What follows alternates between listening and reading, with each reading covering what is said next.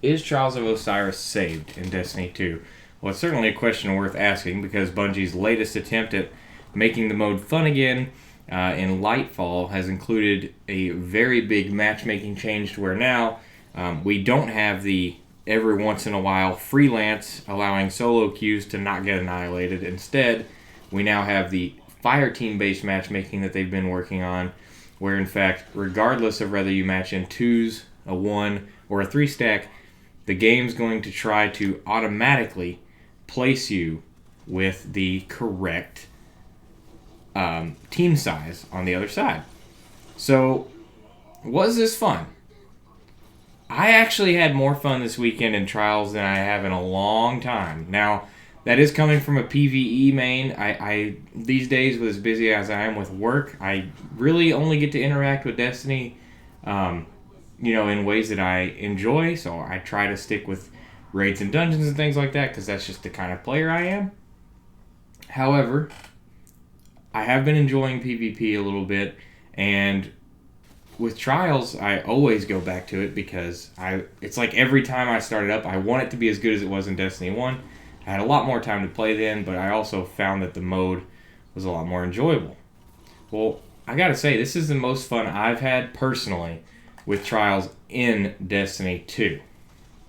And the reason that is because, let's face it, like when you're playing in threes, it is, at least for the average PvP player, it can be a really brutal experience and not very rewarding.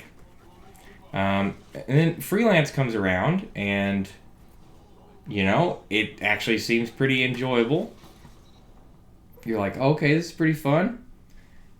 But then freelance goes away again. So now that we're able to solo queue or even duo queue all the time, it makes it quite enjoyable. I had a really good time. I didn't go flawless or anything. I was only able to play like 5 or 6 matches, so I didn't even have enough time to try to go flawless. But that said, I still had a blast. I mean, it was a lot of fun. And now that I've mentioned that I didn't go flawless, that does bring me to a different counterpoint. I did have some comments on one of my YouTube shorts, playing some of these clips here that I'm just sort of using in the background, that mentioned that no, it still wasn't fun in the flawless pool. And that may very well be the case. I didn't get any experience on that, but I imagine the flawless pool may still be rough. I would like them to get to the point where they don't have to implement those, but I do understand why they're there for the time being.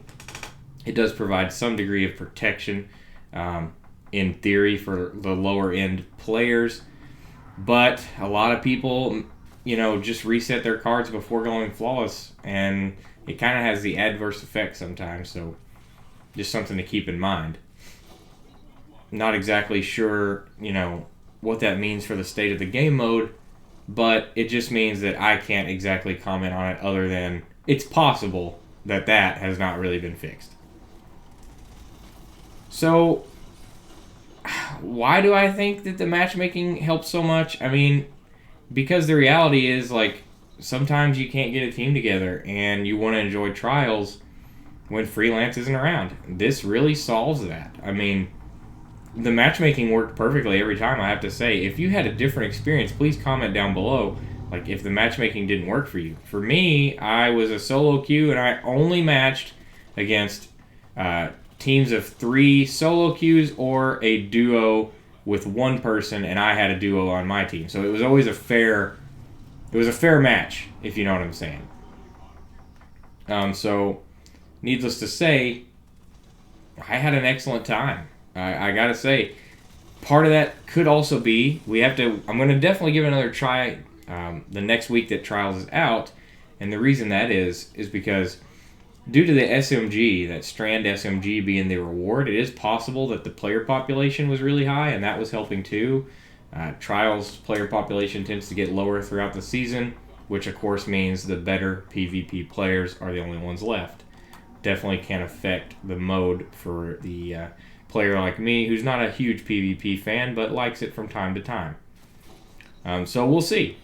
At the end of the day, Trials of Osiris is PvP's endgame.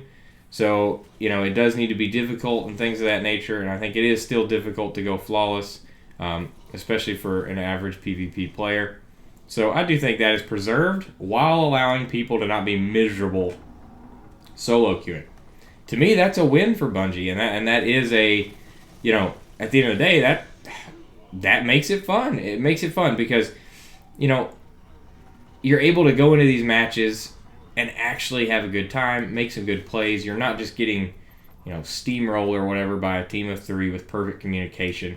Not having the comms on makes a big difference, guys. So comment down below what your team size was and what you thought of the Lightfall matchmaking changes for Trials. I definitely felt like they were a win for Bungie. And, I'm sure they're pretty happy with it overall.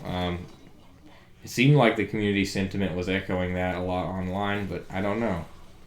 And that's why I'm making this video, to see what you guys think.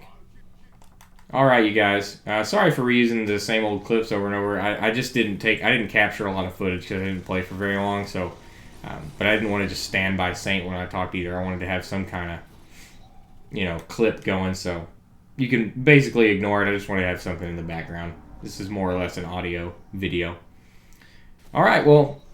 This has been Autobot Dawson talking to you about Trials of Osiris. I hope you enjoyed it. If you did, please subscribe for more content.